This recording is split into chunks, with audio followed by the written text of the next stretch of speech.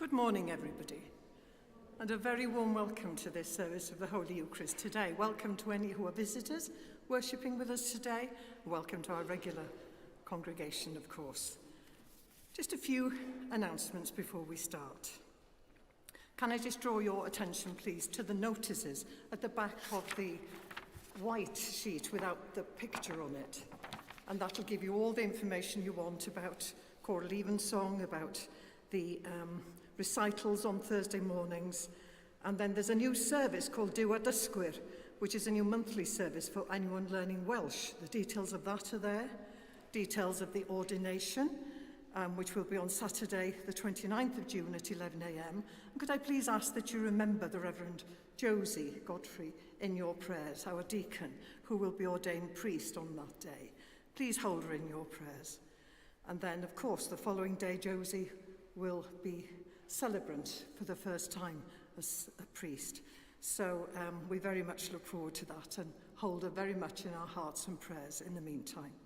After that service, there will be, on the 30th of June, there will be a bring and share lunch, and you're all welcome to join in with that.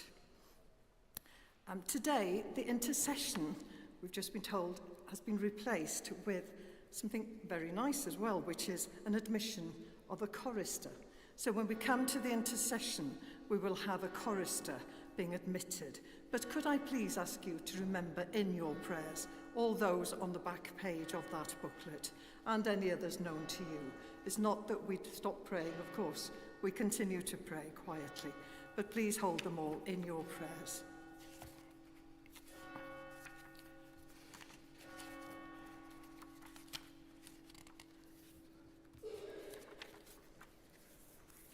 I long for your salvation, O God, and your law is my delight.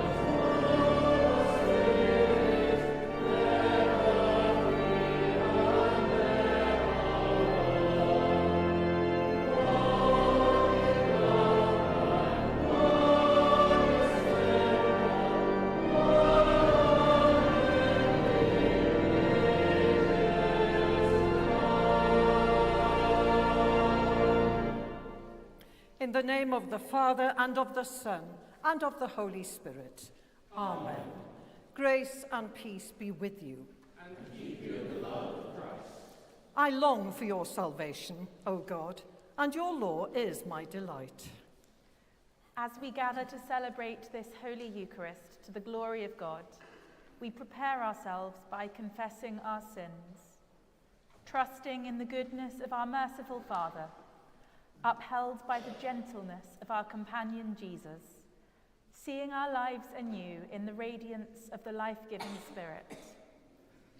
Heavenly Father, we have sinned in thought, word, and deed, and have failed to do what we ought to have done.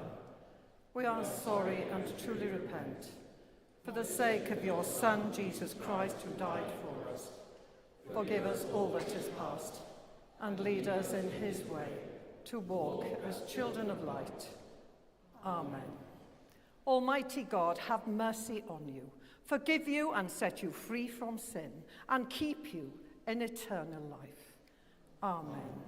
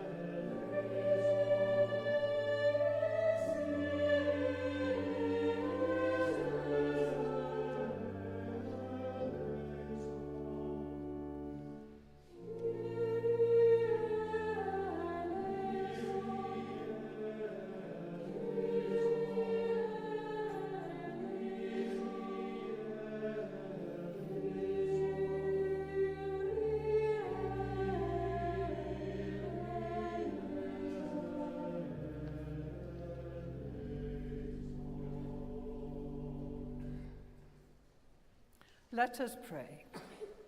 O God, we beseech you, let your continual pity cleanse and defend your church, and, because it cannot continue in safety without your succor, preserve it evermore by your help and goodness, through Jesus Christ, our Saviour.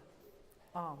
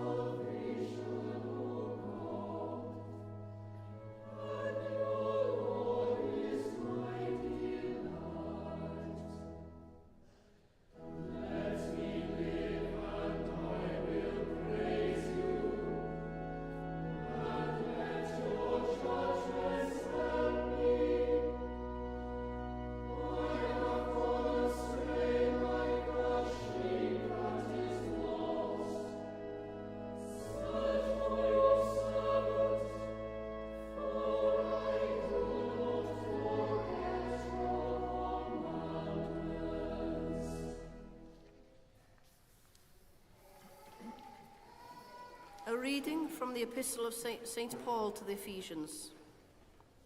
Dearly beloved, Remember that at one time you Gentiles by birth, called the uncircumcision by those who are called the circumcision, a physical circumcision made in the flesh by human hands.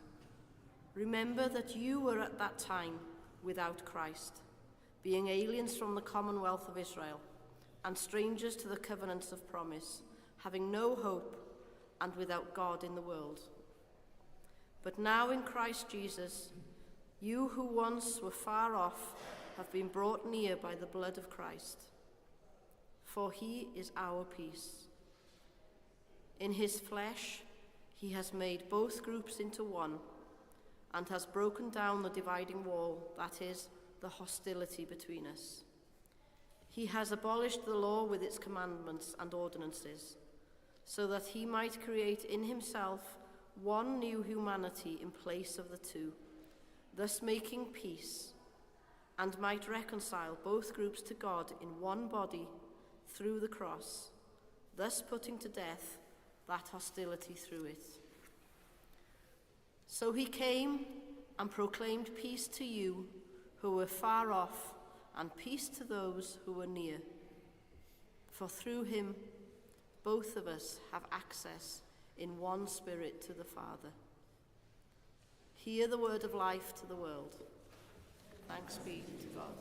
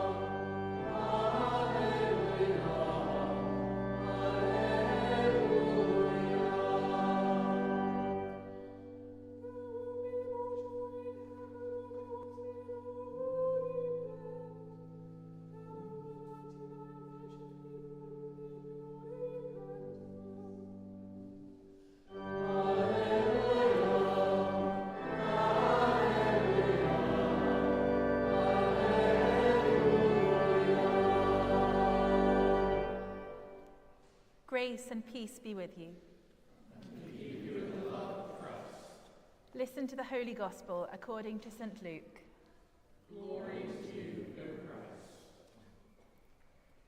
At that time, all the tax collectors and sinners were coming near to listen to Jesus. And the Pharisees and the scribes were grumbling and saying, "This fellow welcomes sinners and eats with them." So he told them this parable. Which one of you, having 100 sheep and losing one of them, does not leave the 99 in the wilderness and go after the one that is lost until he finds it? When he has found it, he lays it on his shoulders and rejoices. And when he comes home, he calls together his friends and neighbors, saying to them, "Rejoice with me, for I have found my sheep that was lost." Just so, I tell you, there will be more joy in heaven over one sinner who repents than over 99 righteous people who need no repentance. Or what woman, having 10 silver coins, if she loses one of them, does not light a lamp, sweep the house, and search carefully until she finds it? When she has found it, she calls together her friends and neighbors, saying, "Rejoice with me, for I have found the coin that I had lost." Just so, I tell you, there is joy in the presence of the angels of God over one sinner who repents. This is the gospel of our Saviour. Praise to you, O Christ.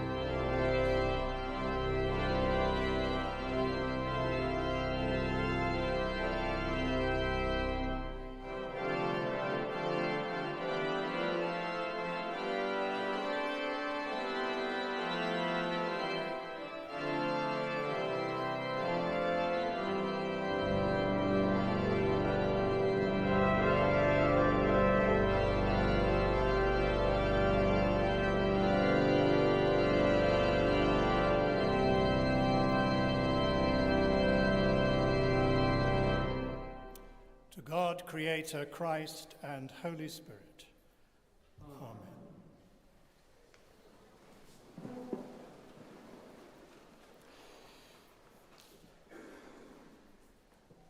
Not long after I arrived as a new vicar in a parish, a man who I shall call Archie, a regular worshipper, asked to see me. He told me he found worship rather boring. The sermons did nothing for him. And the readings from Scripture, well, he'd heard them many times before. This led to an interesting discussion about the life of a Christian, the purpose of Christian worship, why we read selections from the Bible each Sunday, and indeed, the purpose of sermons. Boredom, I suggested, was often a sign of not really being engaged with what is going on. I suggested the readings not only remind us of the faith, our faith, but help us in living our faith now. That sermons were not a sort of spiritual entertainment to be graded, but something to open up our perspectives, help us to think more deeply about our lives, about God, and about our place in the world, to widen our horizons, and sometimes to challenge us. I suggested to Archie that he try to engage with the Sunday readings at home as a beginning by reading his Bible. Well, he hadn't got one at home, but that was soon sorted. He himself identified his boredom, that he was an observer of worship, but not really involved or committed. So he came to the vicarage and we looked at the gospel readings for the previous Sunday, which happened to be Luke chapter 15, today's gospel. I suggested that part of our following of Jesus was to spend time in prayer and reading the Bible. And so Archie read the Bible passage that we just heard out loud. I then suggested that when reading a passage, he could ask some questions. For example, what does the writer of this passage want me to see? What am I seeing? What am I experiencing? What am I not seeing? Are there characters I identify with and like, and others I don't? And why would that be? Or is it all just so totally outside my experience? What in it resonates with some aspect of my own life story and in that of Jesus Christ and the story of what God has already done in him? So we looked together at these parables of lost sheep and lost coin, and we saw that they are told in the context of Jesus disputing with Pharisees and scribes, the religious bigwigs of the day, if you like, who objected to Jesus eating with tax collectors and sinners. Sinners being a sort of general term for those who'd broken the religious law, probably many times, and considered therefore undesirable. They were grumbling. Does all that sound a bit familiar today? But Jesus tells these parables for them.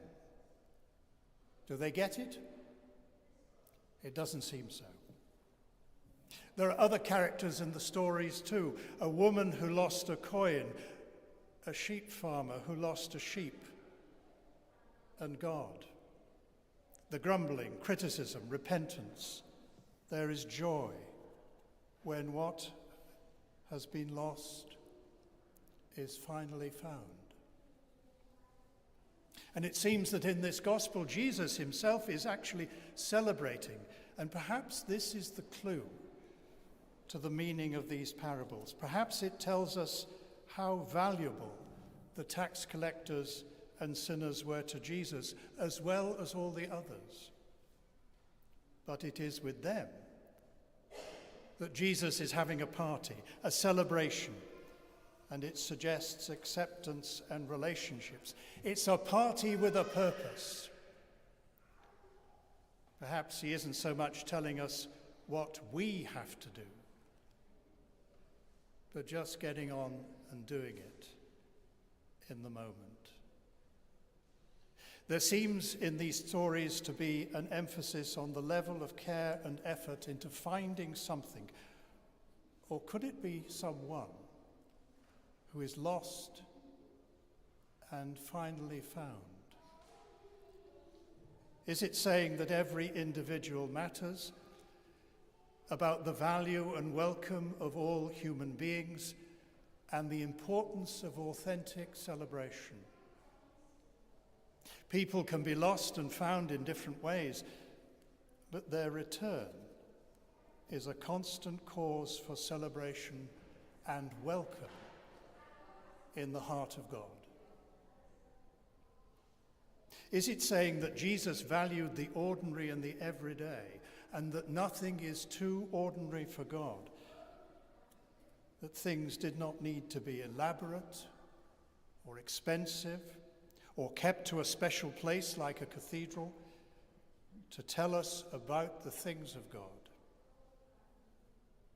Is the point that Jesus is teaching us that everyone, no matter who they are, where they come from, what they have done, they are valued because they are valuable?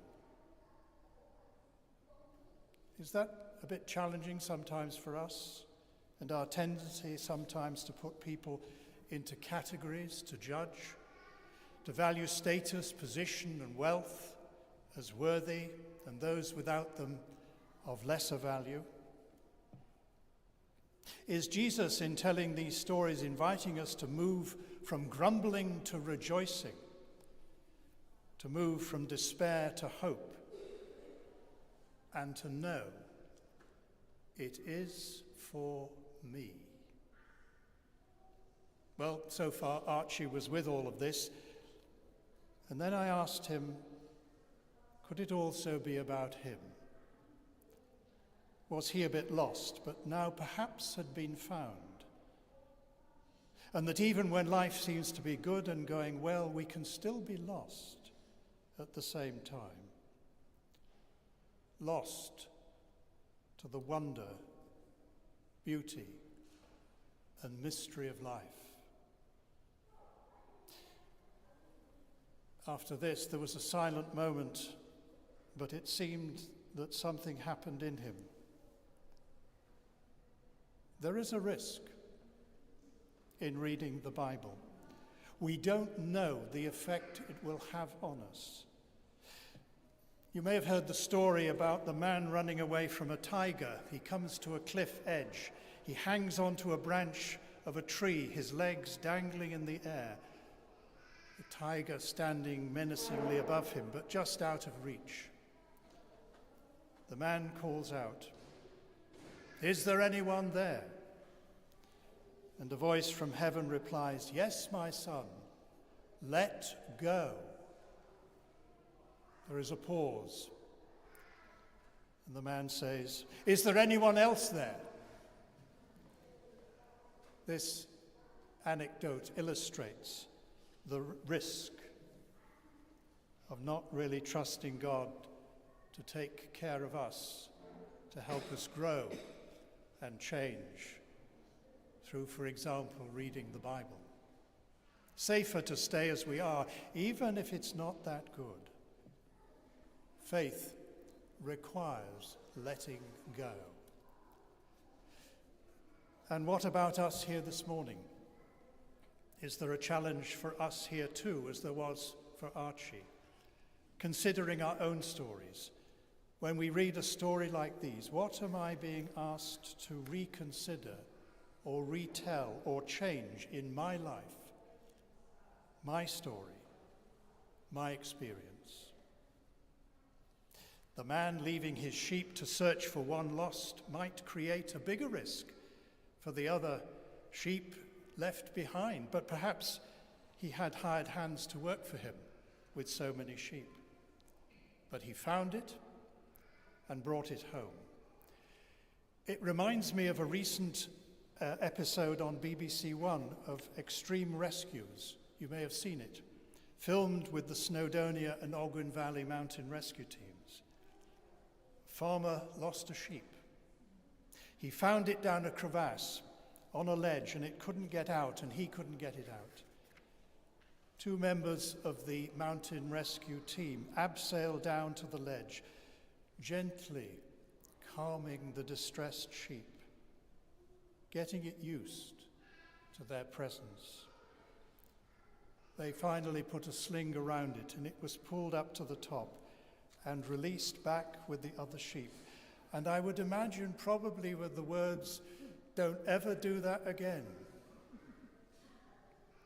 Such care and effort to bring home one lost and found.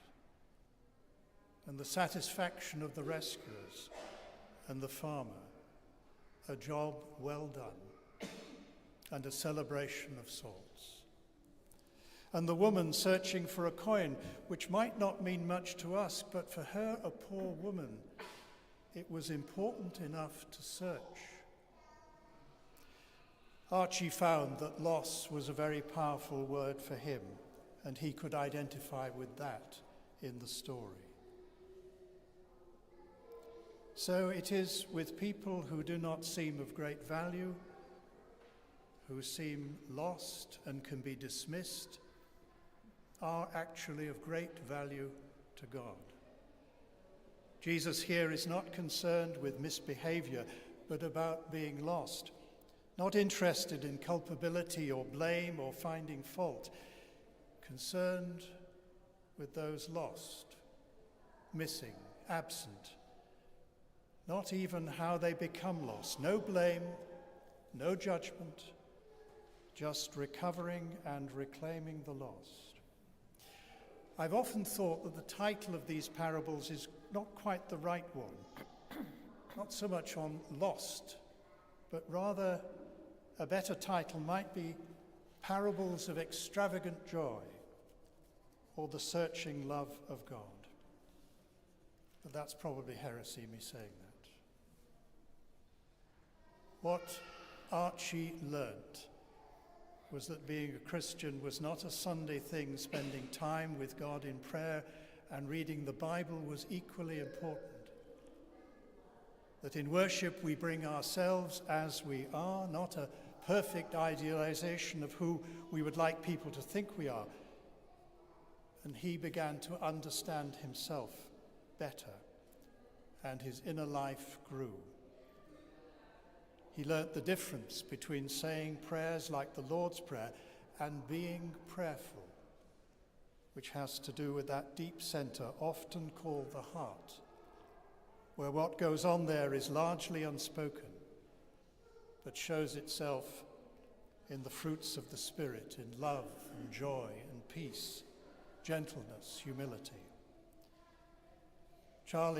Archie, became aware he was changing in that deep center. Perhaps, after all, these parables are about God's character and grace in Jesus Christ, reaching, finding, and rejoicing, that there is a place for everyone at the table, and he rejoices at our presence at his table.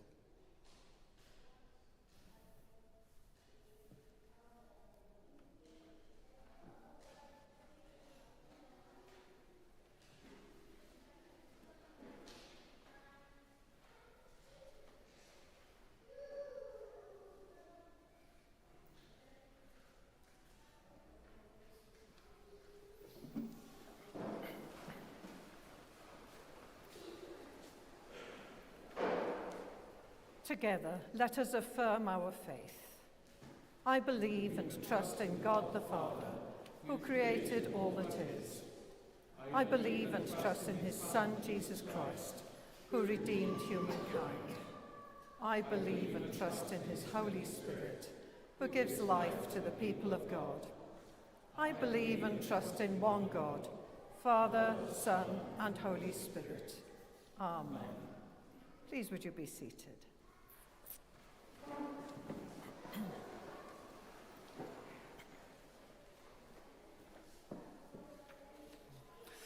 People of St. Daniel's Cathedral, I present to you Ivan, who has completed his period of probation and is now ready to be admitted as a chorister of our cathedral choir. Ivan, do you wish to become a chorister of this cathedral choir? Will you nurture your gifts and offer them to God's glory? Serving this holy place, will you be reverent, faithful, and prayerful? Let us pray. Almighty God, author of all wonder and delight, you have called your servants over the centuries to sing your praises in this place. Pour out your Holy Spirit upon Ivan, whom we admit this day. Fill his heart with your love and his mouth with your song, that your name might be glorified in this city and throughout all creation. In Christ's holy name, amen.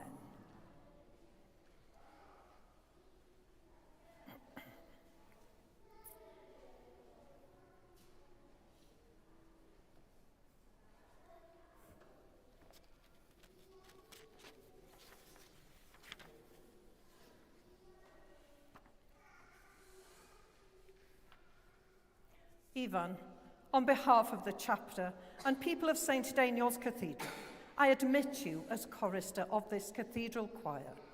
May God, the maker of heaven and earth, your help from the hills, not let your foot be moved, and preserve you in all your ways. And the blessing of God Almighty, the Father, the Son, and the Holy Spirit be upon you and remain with you always. Amen. I think he deserves a round of applause. Well done. Congratulations.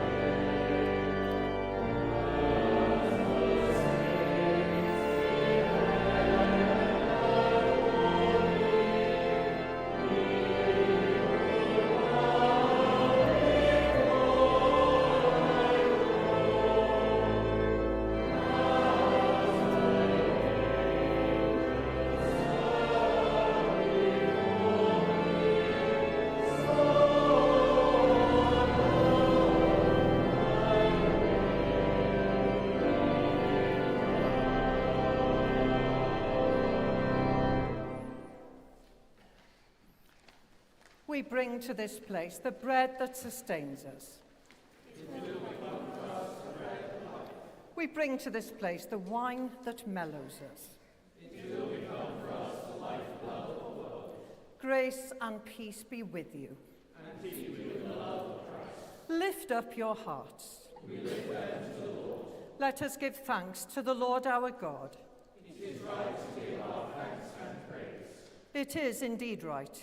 It is our duty and our joy at all times and in all places to give you thanks, Holy Father, all-powerful and ever-living God, through Jesus Christ our Lord. For he is our great high priest, who has freed us from our sins and has made us a royal priesthood, serving you, our God and Father.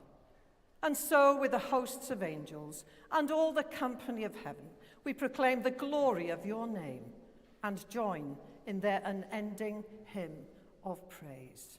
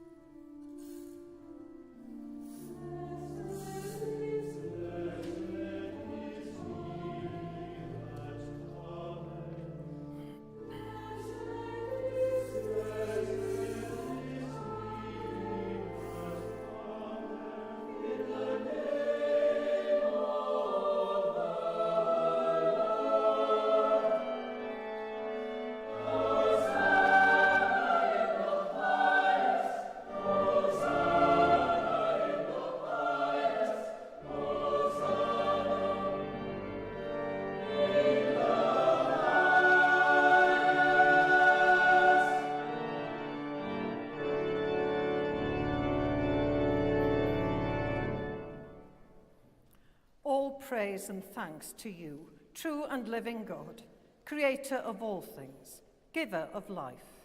You formed us in your own image, but we have marred that image and fall short of your glory. We give you thanks that you sent your Son to share our life. You gave him up to death, that the world might be saved, and you raised him from the dead, that we might live in him and he in us.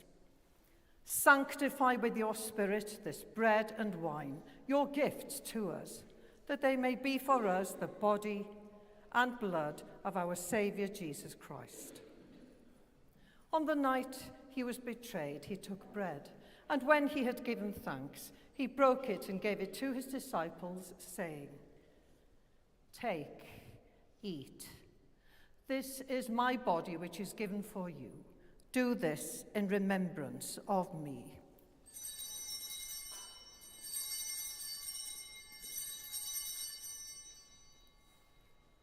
In the same way, after supper, he took the cup, and when he had given thanks, he gave it to them, saying, "Drink from this, all of you, for this is my blood of the new covenant, which is shed for you and for many for the forgiveness of sins.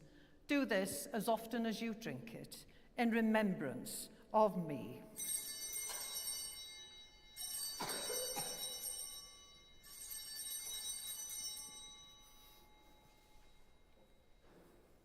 Let us proclaim the mystery of faith. Christ has died. Christ is risen. Christ will come in glory. As he has commanded us, Father, we remember Jesus Christ, your Son, proclaiming his victorious death, rejoicing in his resurrection, and waiting for him to come in glory. We bring to you this bread, this cup. Accept our sacrifice of thanks and praise. Restore and revive your people. Renew us and all for whom we pray, with your grace and heavenly blessing. And at the last receive us with all your saints into that unending joy promised by your Son, Jesus Christ, our Lord. Through him, with him, in the unity of the Holy Spirit, all honour and glory are yours, Almighty Father, forever and ever. Amen.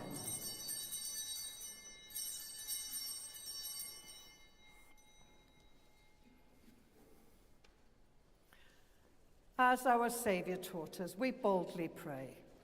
Our Father, who art in heaven, hallowed be thy name. Thy kingdom come, thy will be done, on earth as it is in heaven.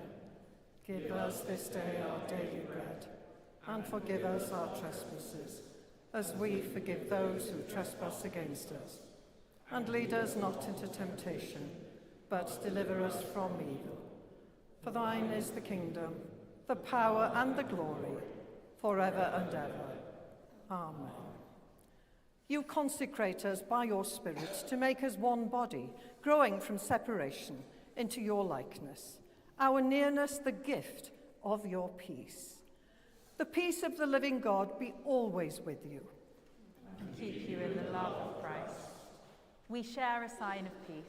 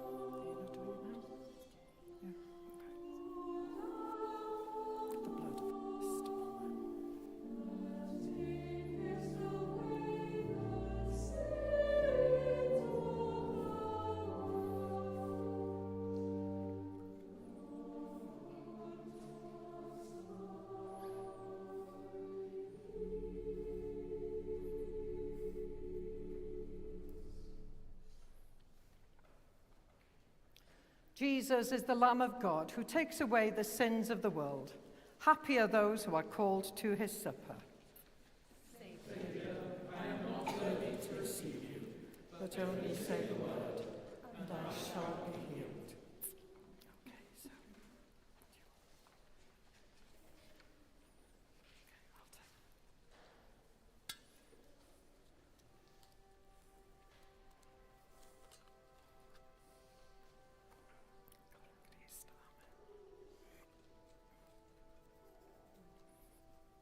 The body of Christ, amen. The body of Christ, amen. The body of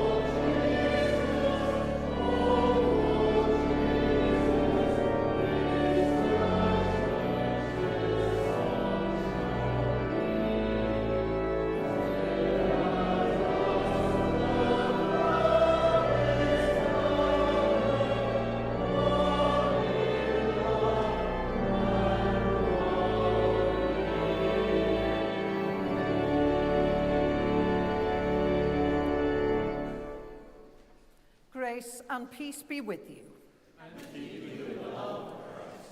May the love of Jesus Christ draw you to himself. May his power strengthen you in his service. And may his joy fill your hearts. And the blessing of God Almighty, the Father, the Son, and the Holy Spirit be among you and remain with you always. Amen. Let us go forth in peace. In the name of Christ. Amen.